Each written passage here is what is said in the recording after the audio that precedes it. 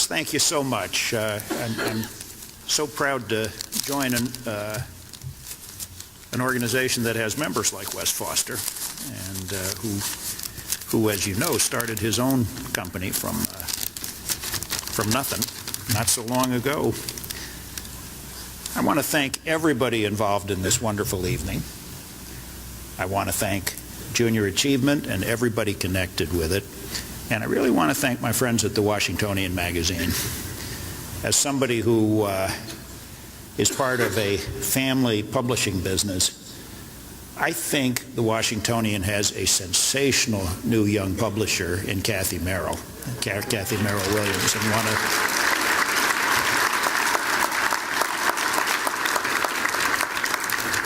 and she is she, like me, is the descendant of other people, and Phil and Ellie, who've placed a huge stamp on her business and on this town.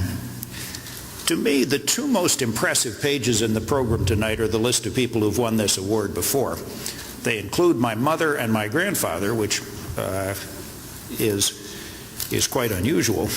And but that list going back to 20 years ago, there are a lot of people in this room who were in business and in this business community 20 years ago. And to read those names is a reminder of what great people we have known and what great people we have worked with. To be in this room and to look out at all of you is a reminder of what a joy it is to do business in this town, and to know not only the business people who make this business community work, but also the political and educational leaders and the many other people who are here tonight who collectively do so much together. We are lucky to be in this town. I was born right around here in 1945, and I've never really lived anyplace else. When I look back,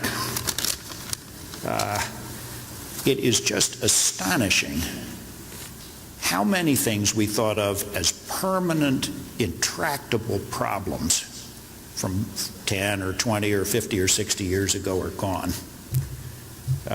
In 1945, there were two places in Washington, D.C. where a white and a black person could have a meal together. There was no home rule. No local officials were voted for. We had no subway. We missed many of the civic institutions that we have now. Jack Dale and Jerry Wiest are here tonight, and they provide over school systems that are just unimaginably greater than what we had then. But what also strikes you after all these years in Washington is how much there is left to work on. And I think when we look back at this time from some decades from now, we will feel that people in this room, individuals, did great things and took on some of the toughest problems we face. I'm particularly proud to share this stage tonight with Senator John Warner of Virginia, and when he comes up here to introduce Milt Peterson, I hope you'll also recognize him as one of the figures who's made the biggest difference in our community's life over that time. Thank you.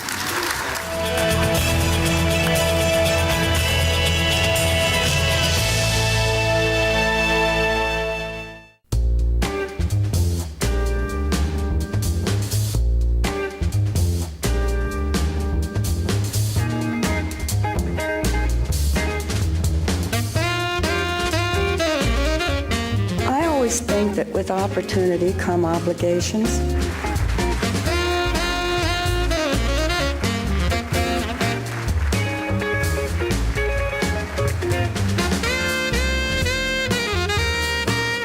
There's nothing more dear or more daring or more rewarding than saying no to the status quo and taking risks and making changes.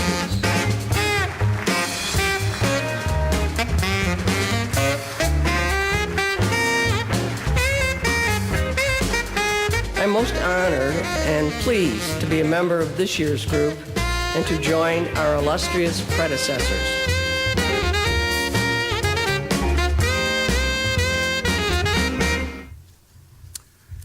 For our third induction of the evening, I give you now the presenting duo of Chairman and CEO of Chevy Chase Bank and 2006 Washington Business Hall of Fame laureate himself, B.F. Saul II, and Kadeya Taylor.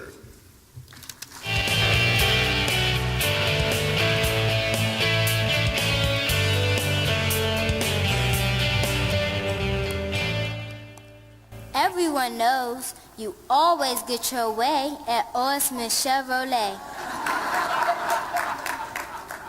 And Jeep, and Toyota, and Chrysler, and Cadillac, and Honda, and Mazda.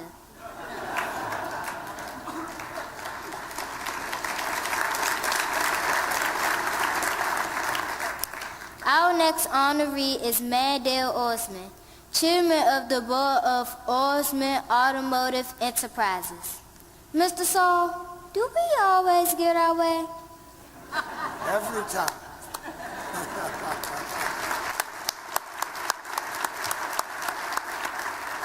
We all want to tell Kadeya Taylor what a wonderful job she did. She's 9 years old. She's in the 5th grade.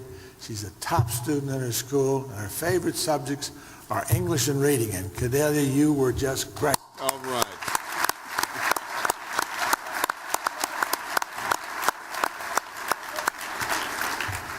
Now, this is a real pleasure and honor for me to introduce Mandy Ourisman, who's been my very good friend for the last 40 years.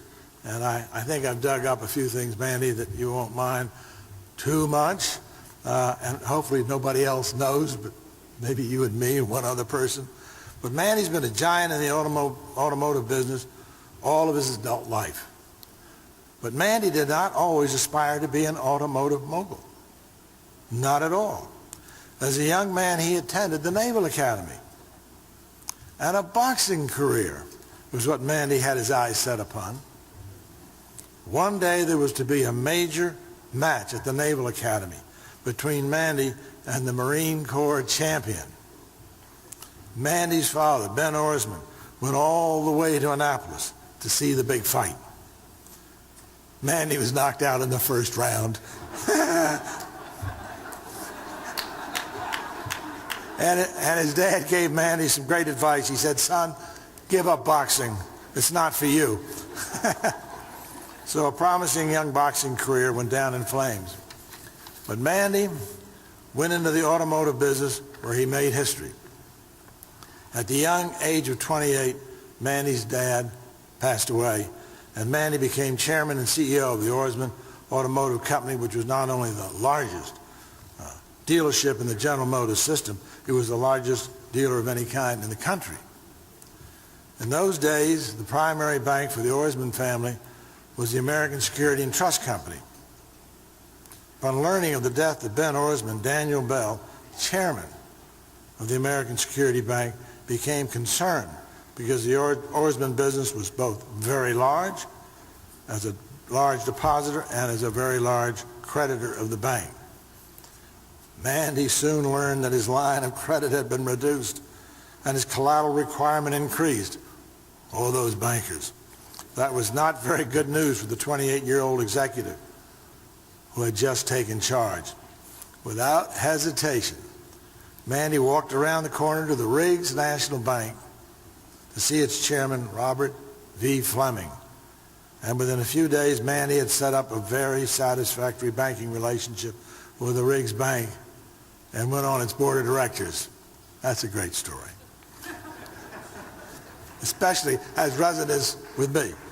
Over the years since then, Mandy has built up one of the largest and most successful groups of automotive dealerships in the country, concentrating on the Maryland and Virginia suburbs.